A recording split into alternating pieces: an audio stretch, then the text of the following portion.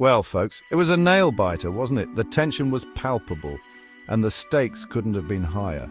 The clock was ticking, the rhetoric was heating up, and the threat of another government shutdown loomed large. Every second felt like an eternity as lawmakers scrambled to find common ground. But fear not, dear citizens, for now at least disaster has been averted. The relief was almost tangible as the deal was finally struck. House Republicans, after much internal wrangling and a fair bit of drama, have struck a deal on government spending. It wasn't easy, and it certainly wasn't pretty, but they managed to pull it off. This new agreement, a temporary measure, will keep the lights on for another 3 months. It's a short-term fix, but it's a fix nonetheless. That's right, 3 whole months where you can enjoy the uninterrupted functioning of your beloved government. For now, the wheels of bureaucracy will keep turning. Consider it an early holiday gift, courtesy of your elected representatives. They may not always agree, but they came through this time. Of course, like any good piece of political theatre, this deal didn't come easy. There were heated debates, late-night meetings, and plenty of behind-the-scenes manoeuvring. It involved concessions, compromises, and enough backroom dealing to make your head spin. Each side had to give a little to get a little. But hey, that's how the sausage gets made, right? It's a messy process, but it's the only way to get things done in Washington. For now, the immediate crisis has been averted.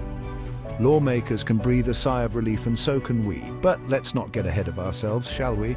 This is just a temporary reprieve, and the underlying issues remain unresolved. This is Washington, D.C. we're talking about, and things have a way of changing faster than the weather. Stay tuned, because the next act in this political drama is just around the corner. So, what's in this magical agreement that's managed to pull us back from the brink of governmental chaos? It's a question on everyone's mind as we navigate the turbulent waters of political negotiations and fiscal responsibilities. Well, for starters, there's a cool $110 billion earmarked for disaster relief. This isn't just a number on a page, it's a lifeline for countless communities. Because, you know, hurricanes and such don't care about political gridlock. Natural disasters strike indiscriminately, leaving devastation in their wake, and it's up to us to respond effectively. This funding will provide much-needed aid to communities still reeling from recent natural disasters. It's a beacon of hope for those who have lost everything and are struggling to rebuild their lives. Think of it as a small silver lining in the often cloudy world of politics. But wait, there's more. This deal isn't just about immediate relief. It's about long-term stability and planning. This deal also includes a provision that's near and dear to the heart of a certain former president. It's a strategic move that has significant implications for the future. That's right, the debt ceiling, that perennial source of political brinksmanship, has been suspended until 2027. This is a major development that could reshape the fiscal landscape. Now, that might sound like a good thing, and in some ways it is. It provides a temporary reprieve from the constant threat of a government shutdown. It means we won't have to go through this whole song and dance again for a few years. This stability is crucial for both the economy and the functioning of government services.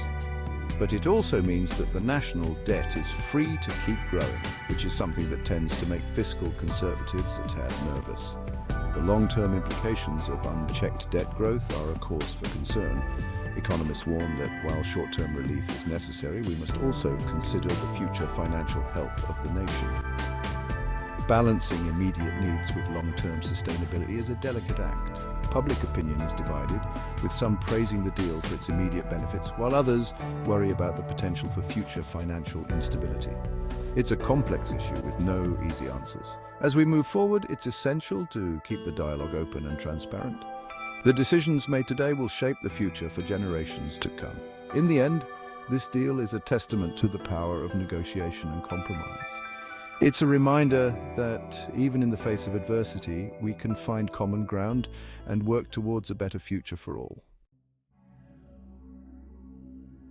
Speaking of former presidents, it's impossible to talk about this deal without mentioning the elephant, or should I say the elephant-haired one, in the room. That's right, Donald J. Trump, despite being out of office, still manages to cast a long shadow over American politics. You see, Trump was a vocal critic of the earlier bipartisan spending deal that ultimately went up in flames.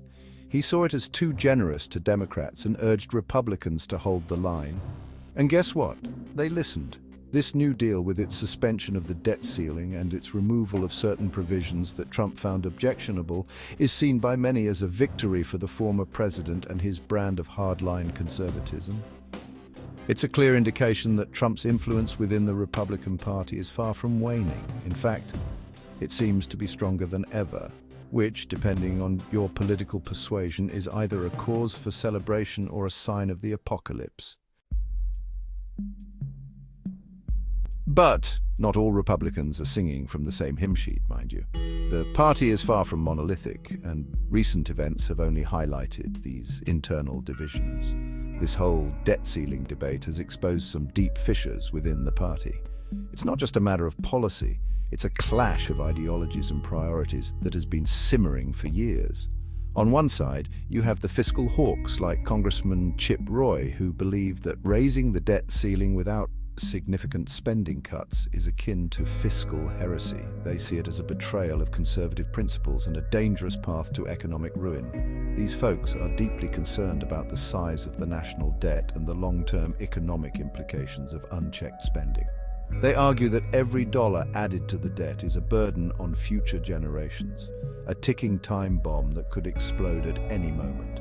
They argue that we need to tighten our belts and get our fiscal house in order. For them, it's not just about numbers on a spreadsheet. It's about the moral responsibility to live within our means. On the other side, you have the pragmatists like Senator Mitch McConnell, who are more concerned with avoiding a government shutdown and the political fallout that would inevitably follow. They believe that the consequences of a shutdown would be far more damaging than any potential benefits of holding the line on spending. They argue that the debt ceiling is not the time or place to have a philosophical debate about spending. For them, it's a practical issue that requires a practical solution, even if that means compromising on some conservative principles. This internal struggle between the purists and the pragmatists is nothing new in the Republican Party. It's a recurring theme that has played out in various forms over the years, each time leaving the party more divided and more uncertain about its future. But it's become increasingly pronounced in the age of Trump as the party grapples with its identity and its direction. The former president's influence has added another layer of complexity to an already complicated situation, forcing Republicans to navigate a political landscape that is more fractured than ever before. As the party continues to wrestle with these internal conflicts, the question remains, can the Republicans find a way to bridge these divides, or will these fault lines continue to widen, threatening the party's unity and its ability to govern effectively? Only time will tell, but one thing is certain: the stakes have never been higher. Section 5. Democrats left in the dark. Meanwhile, the Democrats, who were largely sidelined during these negotiations, are understandably a bit miffed.